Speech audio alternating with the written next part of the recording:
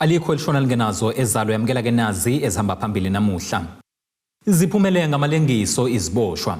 Ushenge ukhuthaza ukugcinwa komlando kanti amageja alingena abalimi esandlwane. Izindaba ze1KZNTV uzifundelo siyabonga wakaduma nina bezulu lidume esandlwane siyakhuleka. Zonke izikole ezisemajele esifundazweni KwaZulu-Natal ziphumelele ngamalengiso kumatekuletsheni. Lokhu kudalulwe ngungqongqoshe wezokuhlonyeleliswa kwezezimilo kuleli uRonald Lamola ngesikhathi ekhipha imiphumela yezivivinyo zikamatekuletsheni zalabo abasemajele kuleli. Nalapho edalule ukuthi ke zonke izikole ezikulesifundazwe zithole u100%. Ubekhuluma kanjena ke kuqhubeka kumcimbi wokuhlonyeliswa kwalaba obubanjelwe ejele laseWestville eThekwini namuhla. Sekusele ukuba umengameli waleli asayine umthetho ohloswe ngawo ukuba ucima amacala eyiboshwa esuke seyiqedisa isigwebo zazo njengendlela ke yokuyilekelela ukuba iphinde iqasheke ngemuva kokuzicijela amakhono ehlukene emajeleni. Wezwe uzosayina umthetho kungasikudala lo seundlule igaba zonke zaseParliament okufanele ukuthi ukhona ukuthi ucime amacala ene lokho kuyahamba ngamacategory ngekuya ngokuthi iliphi icala olenzile. Kuzoba nalabo ezocinywa after 5 years, kuzoba nalabo ezocinywa after 10 years. Sebaphumile ejele baphumile phakathi kwama systems wethu sizo counter 1 up until 5 and 10 years. So angeke kusaba nesidingo njengoba kunesidingo manje ukuthi bantu ba-apply kube nama process ekupardon. Namuhla ungqongqoshe umnyango wezokuhlonyeliswa kwezimilo kuleli udedela imiphumela yalabo abebenza umatikuletsheni bese ikhindini. Uveze ukuthi abafundi emajele baphase ngo93.2%. Kubafundi abangu147 abebefunda ngokugcwele, abangu127 baphumelele kanti ke abangu100 bathole ubachelor, abangu41 baphasa ke ngediploma kanti abangu16 bathola uH. 9 schools obtained 100% pass rate and they are Usethubeni Youth in KZN,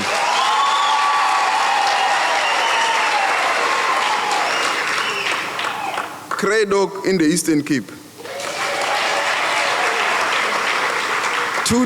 Tutokitso in the Northwest, Sicebe Ngolwazi in KZN, Brandflay Youth Center in the Western Cape, Kalagabusha in KZN, Bokamuso in Limpopo, Pavian Sport Youth Center in Gauteng, Eguseni in KZN. Umfundi obaqoqade bonke njengoba ethole distinction abayisithupha ubesejele laseWestern Cape. Honestly speaking, if I should rate the exams myself, I would rate it. It was quite easy according to me. I achieved 7 distinctions in all my subjects. The problem that I'm currently stuck with is my criminal record. And as Honorable Minister Lamula said, within the private sector, we are not restricted with regard to employment opportunities. Nonyaka beqala obakumenyezela nabesifazane njengoba nabo sebenalo uhlelo olubanika ithuba lokuthola imfundo bese kuvalelweni kanti lokhu kulindeleke kusabalale nakwamanye amajele. It was hectic for the fact that inside is not easy, it's not outside, and we had limited resources. We didn't have all the resources that we need, but our teachers went the extra mile for us. I've applied to study for a degree in psychology and a degree in education. So I'm still waiting for UNISA to come back to me and tell me which one they will accept me in. KwaZulu-Natal inezikole ezine emajele alapha kanti ke zonke zithole 100% nokwenzele sifundazwe sayihola zonke ngokuphasa. Endabeni ze1KZNTV kube kuntombi khona Mvubu eThekwini. Sekuphele iminyaka eyili145 isizwe samaZulu sanqoba impi yasesandlwane eyayiholwa ke isilo ucetshwayo kaMpande ngomhla zingama22 ngonyaka u1879. Njalo ke ngalenyanga uZulu uyayebungaze lempi ayinqobe ebhekene namangisi. Inkosi ke yakwaphinda angena umntwana uZuzifa Buthelezi wethule isifundo ngalempi emcimbini obuhlelo uMasipala wesifunda iZululand waphinde wanxusa nomphakathi ukuba uqhubeke nokuhambela lomgubho. Njalo mhla zingamashumi kuMasingana isizwe sakwaZulu siyayisibungaza ukunqoba kwamaZulu impi yasesandlwana eyayiholwa isilo ucetshwayo ngonyaka 1879 ilinganiselwa kuyikhulu nama45 iminyaka njengamanje uZulu anqoba lempi nalapha ibhekene khona nesizwe samangisi. Umasipala wesifunda iZululand wethula isifundo ngomlando walempi. Kanti inkosi yakwaphinda ngena umntwana uZiphumelele wethula isifundo ngalomlando waphinde wanxusa umphakathi ukuba uhambele lomgubho obaminyaka yonke esandlwana. Elami lokugcina kulolusha nengiliqizelelayo yelokuthi kuhle siye esandlwana sikulungiselele isilo esebuzile sathi isandlwana sekuyindawo ecwebisekile. Isandlwana masibe iziko lethu lokuvuselela konke okuhle okusakhayo njengesizwe nakungumbonakalo wokuthi uZulu nabo bonke abafisa ukusondela kuye uya kanjani phambili. Esandlwana kasigubhi ukunqoba kukaZulu kuphela, kodwa uphakamisa amandla umuntu onsundu okufinyelela ezinkanyezini uma ezimisele. Impi namuhla kuseyona eyezikhali njengoba beke basho abakhuluma ngaphambili. Kepha sekuyizinselelo ezinhlobonhlobo umuntu ompisholo abhekene nazo. Izimo zenhlalo okuphilwa ngaphansi kwazo nezinye izinselelo eziningi kumele kubuthwane kujeqezwe ngemuva ebese impi ilwela ukuya phambili. Imeya umasipala wesifunda iZululand uthula sizwe Buthelezi uchaze ngokubaleka kwalomlando wempi yasesandlwana eyayiholwa isilo ucetshwayo. Kubaleke kakhulu ikakhulukazi entsheni ukuthi abantu abasha bawazi umlando, bawazi ukuthi baqhamukaphi nanokuthi babhekephi. Isifundo ke esifana njengalesi sanamhlanje esethulwe umntwana uZifa sibheke kakhulu izinselelo ezibhekene nesizwe samaZulu nanokuthi thina ngamunye iliphi iqhaza esingalibamba ekutheni sithuthukise isizwe nokuthi kube nenqubekela phambili. uButhelezi uphinde wasola kakhulu uhulumeni wesifundazwe kwaZulu-Natal ngokuhluleka ukuqhakambisa umlando namagugu walesifundazwe. Kanti uphinde waveza ukuthi beyisifunda iZululand bazoqhubeka nokuqhakambisa umlando wakaZulu. Ngisho uhulumeni wesifundazwe oholwa iANC usohluluke wancama ukuthi usikhumbuze nokuthi ukwazi ukuqoqa amagugu. Ingakho siwumkhandlu waseZululand sibone kufanele ukuthi asukume singasonga izandla ekutheni intsha yethu seyifundise nanokuthi senze umkhosi ofana njengalo. Lo mcimbi ubuhanjelwe izinhlaka ezahlukene okuhlanganisa namakhosi nezindlu zasendlunkulu. Ezindabeni ze1KZNTV kube kuThabani Maphumulo Olundi. Khona manjalo konke sekumi ngomumo malungana namalungiselelo omgubho omkhulu wesikhumbuzo sempi yasesandlwane ozokuba ngomgqibelo enquthu maphakathi nelikaMthaniya oyiso lesilo eshamthetho umntwana uSiniphiwe Zulu uthi impela amageja selingena abalimi ngalomkhosi omkhulu futhi oyingqophamlando njengoba ugujwa minyaka yonke kubungazwa ke ukuhlabana kwamabutho kaZulu ehlabana lesizwe sonke. Yiyo leni intaba ethathwa njengengcwele, intaba yasesandlwana kwisizwe samaZulu. Le ntaba isendaweni yasenquthu maphakathi nesifundazwe saKwaZulu-Natal, kulapho kwahlabana khona amabutho amaZulu enqoba amangisi kuyimpi yasesandlwana mhla zingama-22 kuMasingana ngonyaka 1879. Ngomgqibelo esiya kuwo kulindeleke ukuba izinkumbi nezinkumbi zoZulu wonkana namavele emazweni ehlukene bebuthane phansi kwalentaba ukuzokhumbula nokubungaza nokugubha impi yasesandlwana. Indlunkulu kaZulu ithi siwulindele ngabovu lomkhosi. Njengobona nje umsakazi ukuthi impi iziziwa ngothi kade singale shiyane lapha impi yamaZulu ile impi yaphelela khona nakhona ubona nje abantu bengaka lapha nakhona shiyane bangaka okhomba ukuthi abantu bawulangazelela lo mkhosi bayawufisa lo mkhosi ukuthi ufike umhla ka27 bambe ngomumo ngoba noma ubuka nje isimo kule minyaka emithathu emine edlule kuze kube manje sekukhomba ukuthi umkhosi uyakhula awusesiyona le yanto noma sesiyona loya okade unabantu abazinkulungwane ezimbalwa. Njengamanje lo mkhosi wasesandlwana usukhule kakhulu ngoba usunabantu angaphezu kwenkulungwane eziyishumi.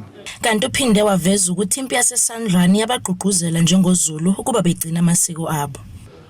Kodwa njengesizulwane sikaZulu amaZulu ayephila esikhathini senkosi sesilo sasondini sokuyisilo ucetshwayo abumbana hlangana aba into eyodwa athi siyofa lapha efa khona ngoba mawukhumbula kahle amabutho amangisi kuthiwa ngale ukuthi ayine experience enhle yokulwimpi kodwa ayemaningi nje nangobuningi bawo ayingaphezulu inkulungwane yama50 kungapheka 50,000 kodwa akwazi amabutho kaZulu ukuthi hayi noma kunjalo sizolwa impi sinqobe.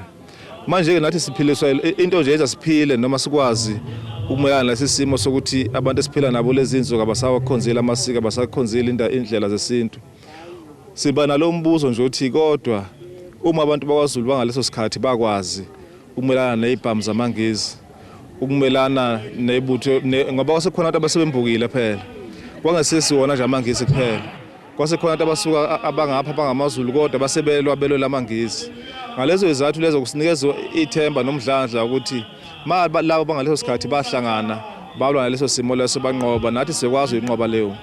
Khona manjalo umeya wesifunda uMzinyathi uPetros Ngubane uthi lo mkhuleko kufana nokubuyisa ukuzwana kukaZulu. Silake sizokhuleka ngoba isilo samabandla isilo esibuzileyo sagcina sila kulentaba sizobeka izimbali emalibeni la khona amathambo insalela zamabutho amangisi noZulu elele khona sesithi sicela ukuhlangana kwethu la kube kuhlangana ngomkhuleko manje ngabe kusaba ukulwa futhi bese sizokhuleka kulentaba siqamba ukuthi intaba engcwele sizokhuleka ke sikhulekela ubunye ukuthula nokubambisana uqale eJerusalema lethu endlunkulu kaZulu ngoba indlunkulu kaZulu yiyo esiholayo njengesizwe samaZulu. Tabeyadlala izindabeni ze1KZNTV eSandlwana. Ubuyele enkantolo wesilisa osolwa ngokubulala isoka lomshana wakhe eSweetwaters eMgungundlovu maphakathi neKwaZulu Natal. uThembelani Sokhelo neminyaka eyama42 ubudala kubikwa ukuthi wavulela ngenhlavu kumufi ngaphandle kokuthola ingqikithi engxabano phakathi kwakhe nomshana wakhe. Abomndeni wakhe uSokhela baveza ukuthi ungumuntu obehleze basabisa ngokubalimaza uma bengaboni ngasolinye. Uvele enkantolo yeMantshi eMgungundlovu umsolwa uThembelani Sokhela obhekene necala lokubulala uNkosi Ngiphile phakathi kanye nelokutholakala nesibhamu esingekho emthethweni. Kubikwa ukuthi uSokhela wezwa ingxabano phakathi kwamshana wakhe nesoka lakhe elinguphakathi ngaphandle komuzi wakubo wabe siyaphuma wangqoqoza uphakathi ngesibhamu ngaphandle kokuzama ukuzwa ingqikithi yodaba. Evelile namhlanje enkantolo umbusi uveze ukuthi uyaphikisana nokuthi adedelwe ngebheyili ngoba usabela ukuphepha kofakazi. Icala libe selihlehliselwa inyanga ezayo. Mr. Sokhela, your matter is now remanded until the 15th of February 2024. It is for a formal bail application. You are in custody. No bail has been fixed at this stage. You will appear here in a court. The state is opposed to your release on bail as the safety of the witnesses in the matter is an issue. Furthermore, your attorney has now provided an alternate address which needs to be verified by the investigating officer. And there's also a matter of assault GBH which needs to be clarified by the investigating officer as well. The status of that matter needs to be clarified. You will appear here in a court. Do you understand? Izindabeni ze1KZNTV ku-Ayanda Dube kuseMgungundlovu. Ake sihlabena nali ikhefu sihlangabezana kanjani futhi nezinye masibuye ezitolo.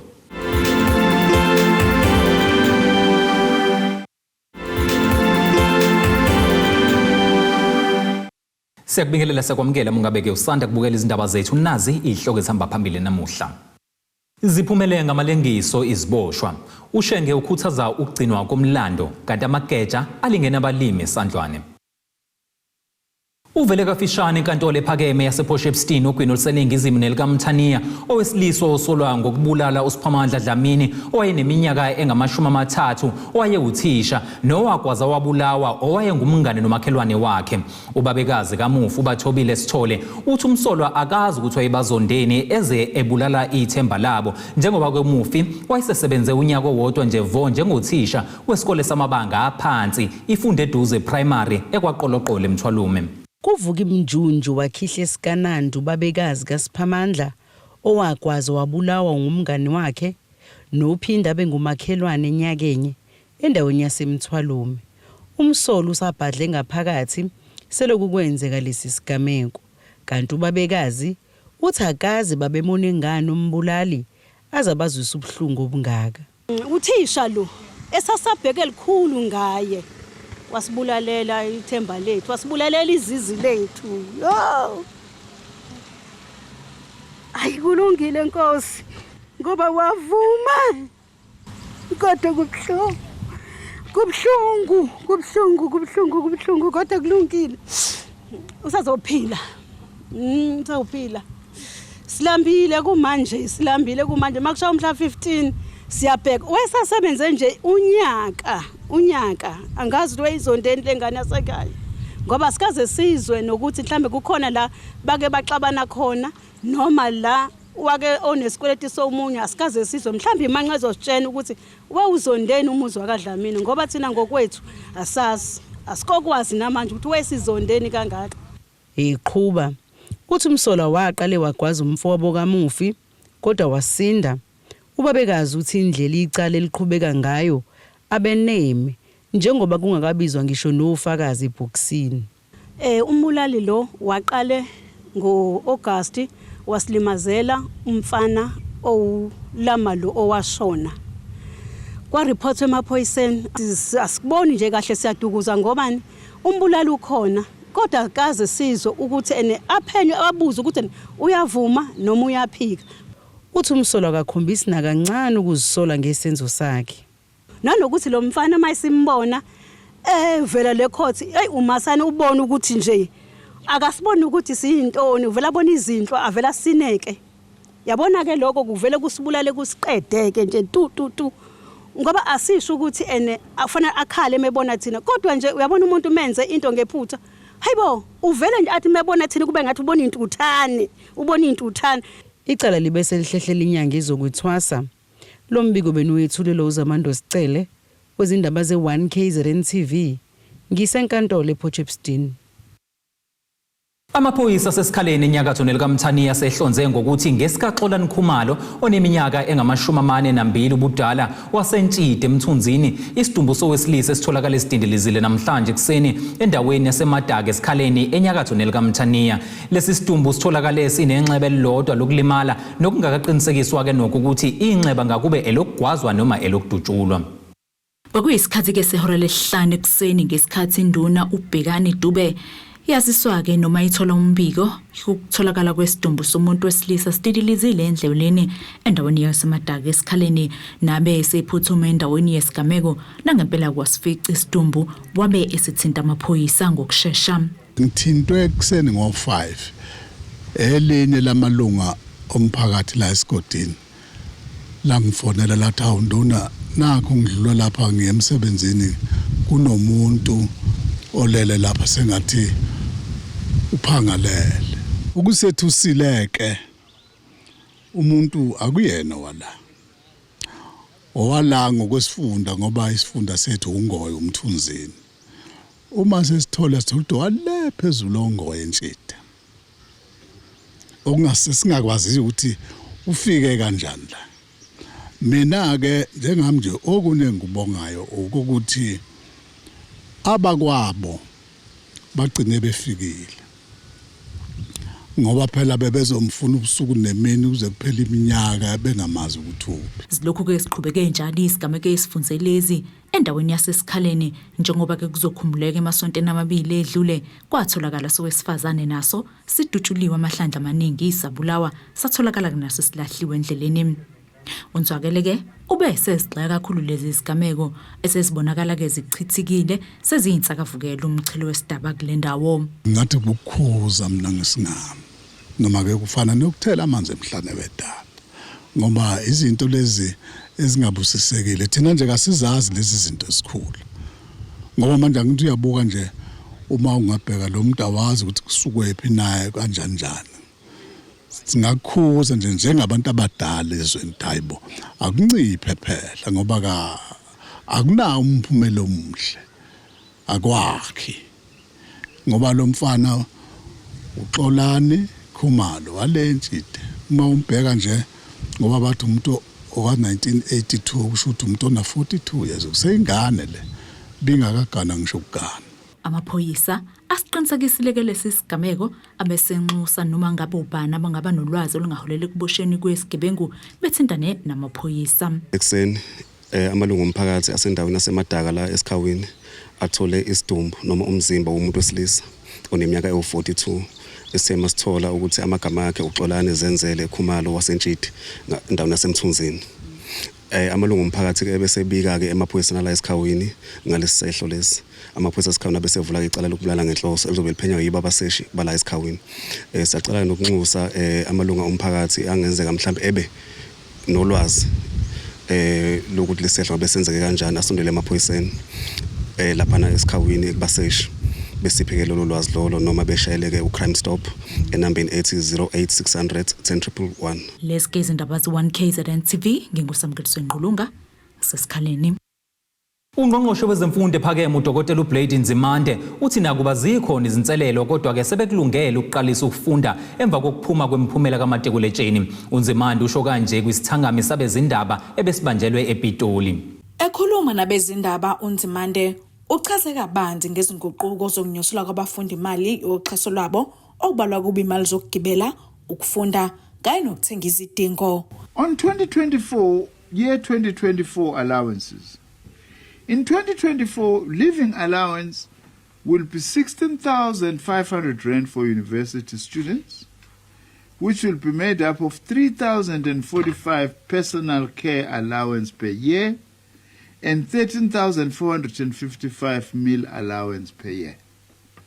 Ukwazi nokuthenga ishield. Uma udlula kuthiwa usanuka kamnandi students akwaNSFAS. In the TVET sector, I'm happy to announce that the TVET living allowance will increase from 6,000 to 10,000 rand. This was done as part of the continued efforts to bring parity between university and TVET sectors and is a significant achievement in driving transformation in the TVET sector. uNzimande unxuse abanikazi bendawo zokuhlala abafundi ekutheni bahlalisa abafundi ezindaweni ezivikelekile futhi ezinesithunzi. Msani nina enenezindlu zomqasho nifuna ukulalisa abantwana bethu emahokweni. Abantwana bethu kufanele balale endaweni eziright ukuze bakwazi ukuthi kwehle nobuthongo bavuke befresh bahambe bayofunda. The purpose of the student accommodation program, amongst others, is to assign students to available accommodation, accredit accommodation providers, pay accommodation fees to accommodation providers through secured platforms, grade accommodation to create a standard and ascertain cap for accommodation. Ungqongqoshe ubesenxusa namaqembu ezepolitiki ngokuthi bengaphazamisa ukuqala kokufunda ngenxa yezinhloso zokukhankasa. This year is 30 years of our democracy and is the year of the seventh democratic elections. We wish therefore to urge all political parties, don't use the start of the academic year to launch your election campaign. The education of our youth and our children is much more important. It can't be allowed to be messed up by political opportunism in an election year. Abayeka abantwana bethu bafunde ukuze nabo bakwazi ukuphatha lelizwe kusasa. Okunye okuvelelelisa isithangami ukuthi ilinganiswa ku40 billion amarandi imali ekuleta abafundi asebaqede esikoleni. Kutebogo Sibisi wezindaba ze1KZNTV ku Channel 261 ngiseThekwini. Ake siphinde futhi sihlabe ikhefu sihlangabezane ngosi yomnotho masibuya.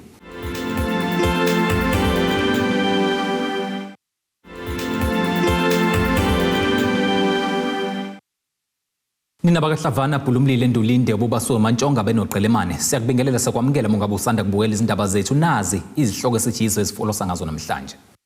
Ziphumelele Ngamalengiso Iziboshwa ushenge ukhuthaza ukugcinwa komlando kanti amageja alingena abalimi eSandlwane.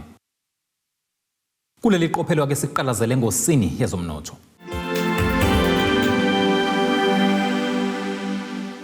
Irandi lakuleli u-19.08 maliqhathaniswa nedola laseMelika libe u-20.82 maliqhathaniswa ne-euro lase-Europe. Igolide lona lingu-$24.32 maliqhathaniswa nopondo waseBrithane. Igolide ke lona lingu-$2,031.68 ounce kuthi uwelo ngahluziwe ube u-$80.06 umphongolo.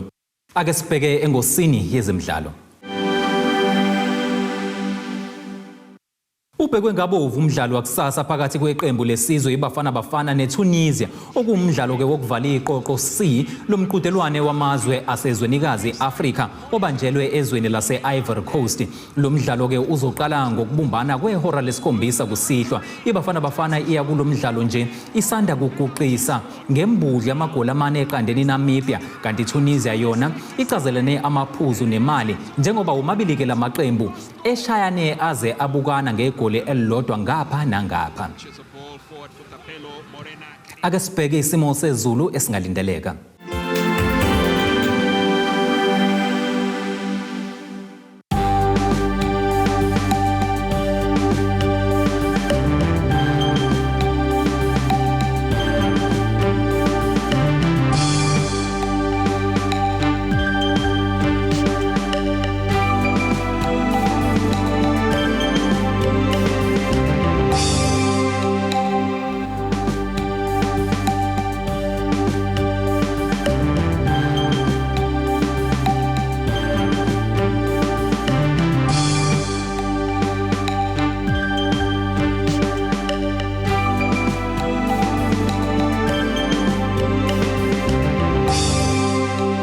Zulu omnyama undlela zimhlophe ngiyaziguqisa bese kuphathele zona namhlanje sihlangabeza kanjani futhi kusasa ngesikhathi esifanayo. Abethuli bethu bezindaba baxhaswe iThulis Bayview Bridal. Ungabashayela kulezi zinombolo ezivelile.